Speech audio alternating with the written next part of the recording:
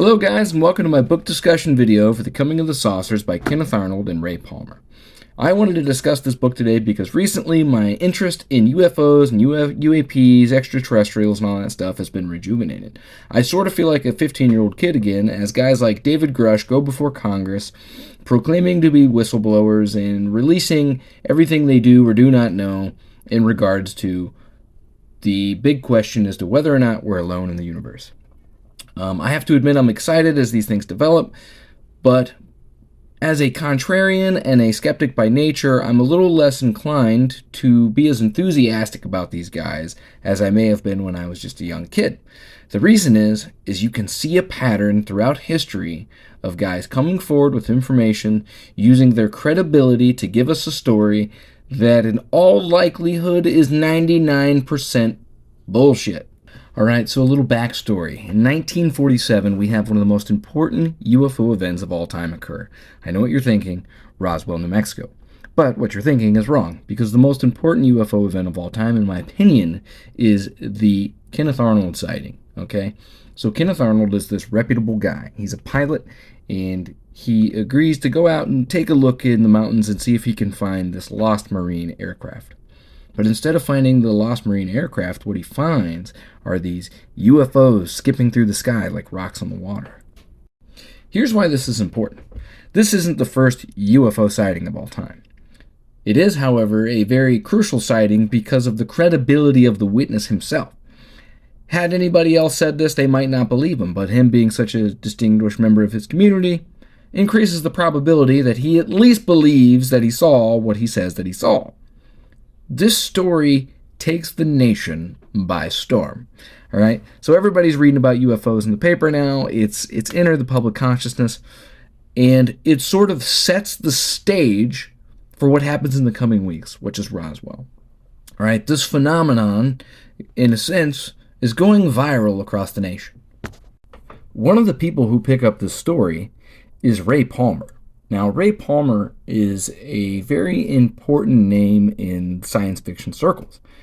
In many ways, he's responsible for what the public at the time already believed about UFOs and extraterrestrials through the publication of his magazines and his other true stories.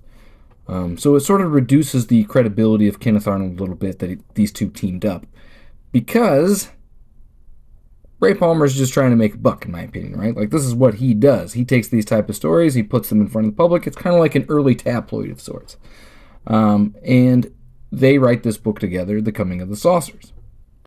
If you just read The Coming of the Saucers in a vacuum, it's actually a pretty compelling and convincing piece of literature. It's well written, and it details Kenneth Arnold's experience very objectively, both what happens to him before his sighting and after his sighting, right? And then it moves into territory where I believe Ray Palmer takes over as the voice of this book and discusses the history of UFO sightings throughout time and our culture and, all these important events that have happened in the history of UFO sightings. And he also discusses the government response to such things. And this is important because this is the part that starts to sound familiar and resemble what we are experiencing or hearing about today. Alright, so the whole saga with David Grush and Jeremy Corbell really is reminiscent of what happened in the 40s and 50s with Ray Palmer and Kenneth Arnold, right? Ray Palmer is essentially responsible for shaping the public's mainstream beliefs about UFOs in the same way that Jeremy Corbell is today.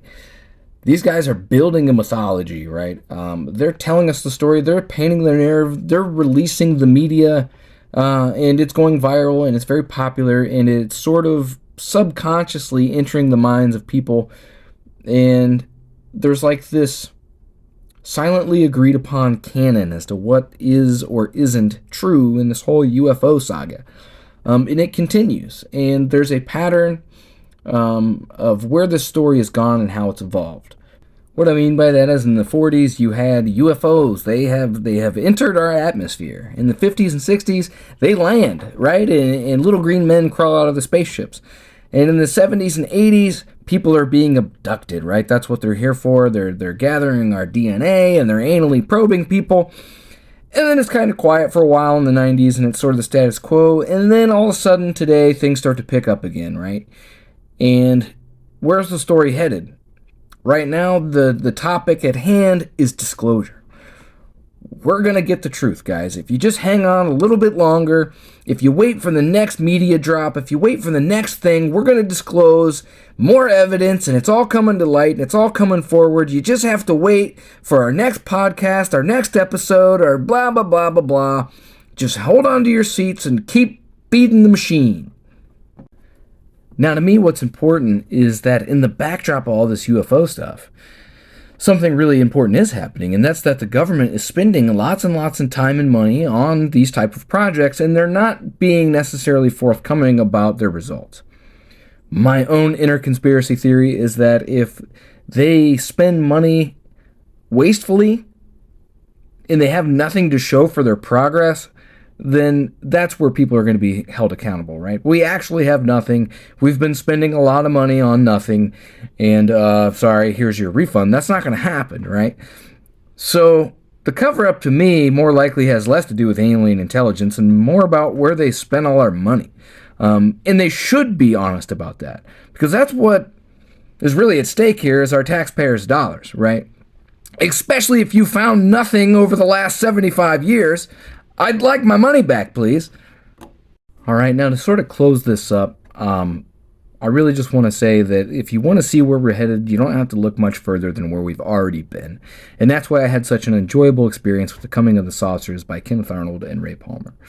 Because this isn't a new formula, right? These guys aren't up to anything that we haven't already been up to for a long time. And if you look at it through that lens, it might change your perspective. And it might suck some of the joy out of it like it did for me, but also it'll keep you grounded, right? That's why reading is important.